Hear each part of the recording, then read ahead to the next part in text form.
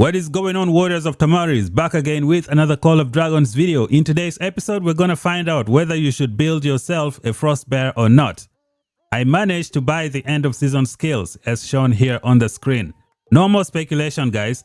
Today we're gonna see how this skill integrates with the rage skill to do some damage in PvP. We're gonna do two testing. The first one is going to be against one of my teammates to just see how the pet works. And the next one is going to be in a 1v1 situation against the Darkling to show you guys the triggering frequency of this frost armor with this skill boost right here. So today you're gonna see the good results and know everything about this pet. It will let you decide whether you need to build one or not. If you're new here, subscribe for more content, like the video, share it with your friends, drop some comments down below. Let's get right into it.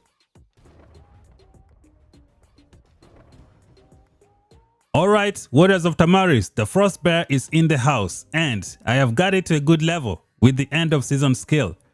So first of all, who uses the frost bear in Call of Dragons? There are a few heroes who can take advantage of this pet. The first one is going to be Madeline. Madeline has a 1200 shield factor from her rage skill. Let's check it out. Yep, 1200. So first of all, we're going to click on the pet and see what it does. So over here, you can see when you get a shield, you're going to be doing some damage. The damage is going to be multiplied by this multiplier that you see over here. I ended up adding this end of season skill and it took the trigger chance from 40% all the way up to 60%. So we're going to see how that is going to perform against different enemies. Let me remind you that this pet is kind of like AoE pet.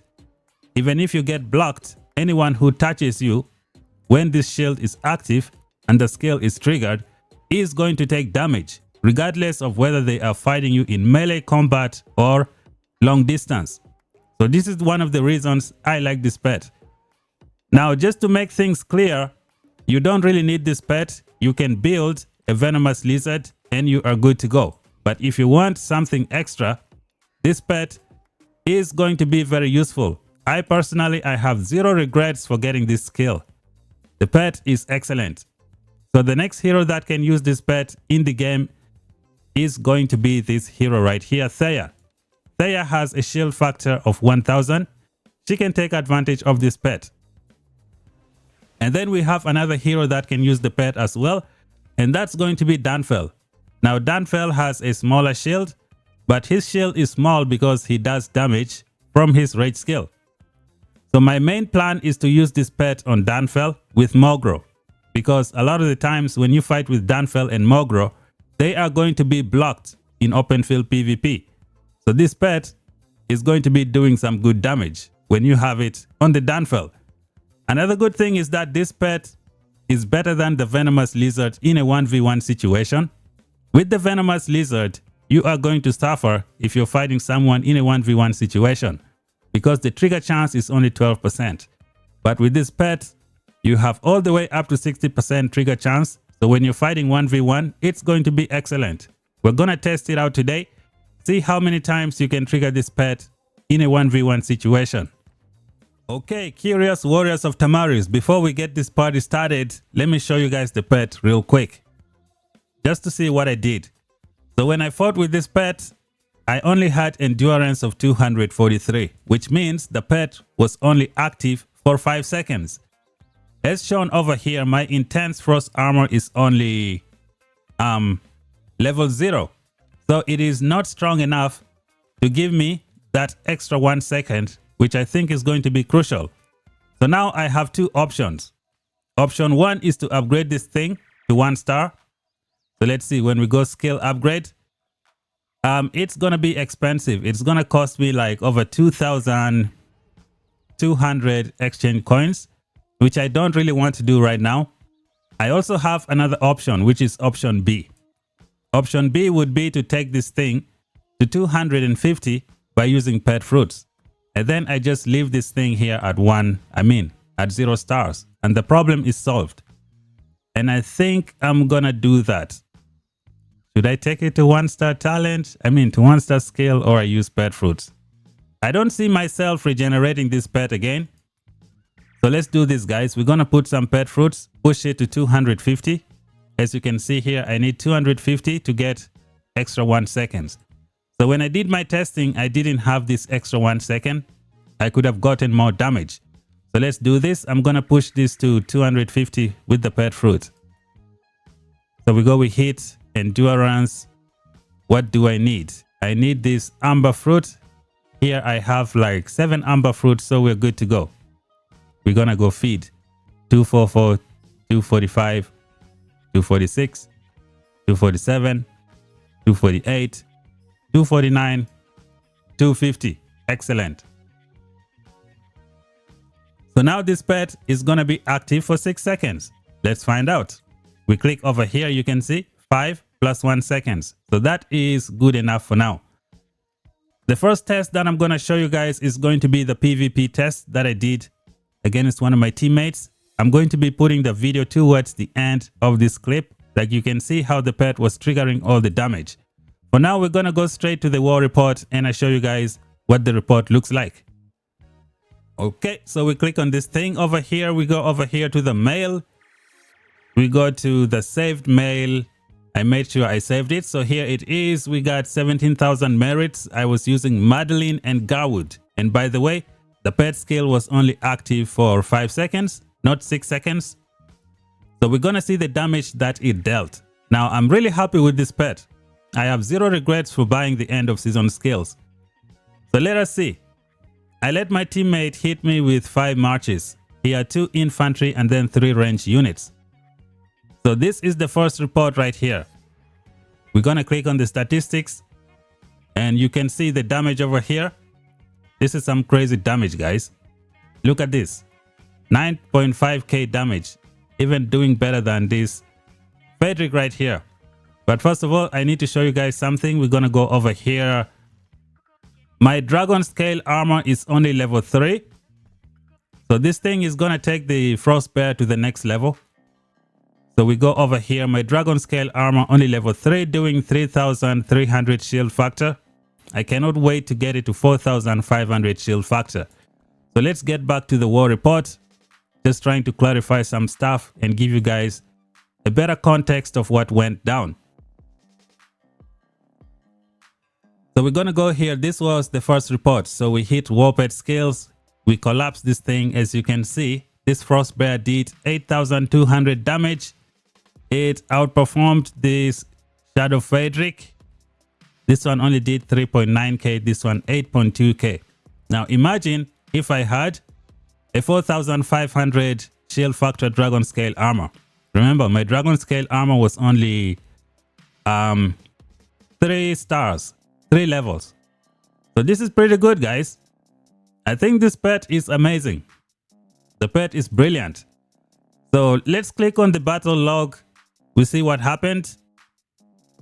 So over here, we triggered the dragon scale armor. So it triggered over here, dragon scale armor. Frost armor is going to be active starting from the next turn. So let's see, did we get any damage here? So here we got a frost armor. The damage 1,186 units crit. So this is from the dragon scale armor alone. Now, if it was level 5, it could have done something different. And by the way, my fatal bite is still low level. So yeah, this pet looks promising. We go on to the next one. Over here, we didn't trigger the dragon scale armor. I think another legion triggered it somewhere and took the damage. And then here we had Madeline with her shield. So when she triggered her shield, she overwrought the dragon scale armor. Now this pet is going to do damage based on the shield of Madeline. So if we go to the war report, we're going to see that it's been triggering quite a lot. So we're going to get back to this report. Let's go on to the next one. This one here is the Lilia and the Verlin. We hit the statistics and the pet did 1,200 damage over here. We triggered it once, 246 damage. So it looks like the pet is going to pick one target and then let it take a lot of the damage. So this one is this report. Now we go on to the next one, which is Goresh and Skogul. We hit the statistics. This one did 152 damage. So it looks like every single enemy will probably take damage from the dragon scale armor. I mean from the pet, depending on which shield is active. So we hit statistics again. And then over here we have 1.6k, and then the moon bear did this amount of damage. So I think this guy took one of the damage from the dragon scale armor, I believe, which is why it's 1.6 over here. And then we go to this one, Magzay. This one took 1k damage, which is pretty good. So overall, I think this pet is excellent, guys. The pet is amazing. It does some good stuff.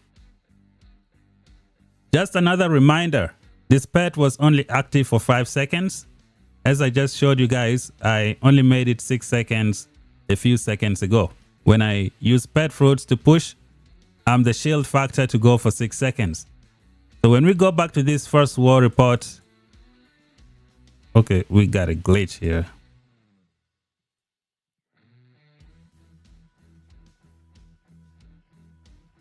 It looks like we are back. So this is the first war report, which shows the most damage from this pet. What's up with this glitch? We're gonna hit the battle log. It's loading slowly, taking its time. So we're gonna collapse this thing. What's up with my computer? Why is this thing so slow?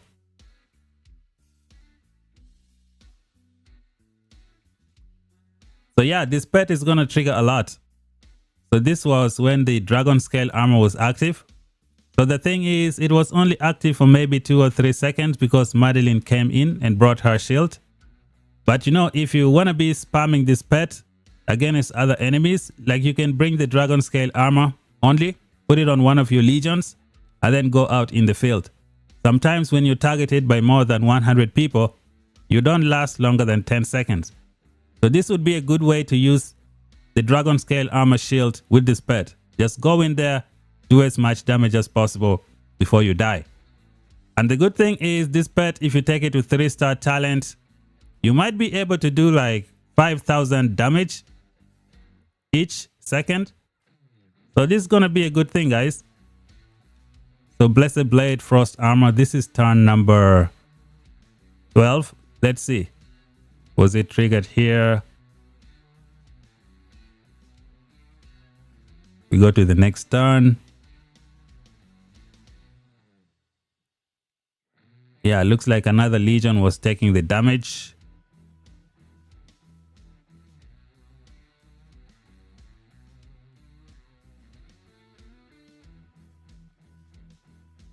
Keep scrolling. Frost Armor. So Blessed Blade, Frost Armor was triggered. Let's see. Over here, Frost Armor, 380 damage.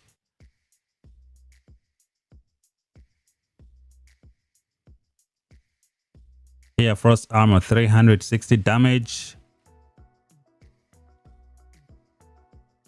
Next turn again, Frost Armor, 343 damage. Frost Armor, 342 damage. It just keeps on going. If you are the unlucky one who gets targeted by this pet, you're going to feel the pain. So here we got Frost Armor, 270. It just keeps on going. Frost Armor, 267. Like, it just goes crazy. And it just keeps on triggering. And the end of season skill is going to help it a lot.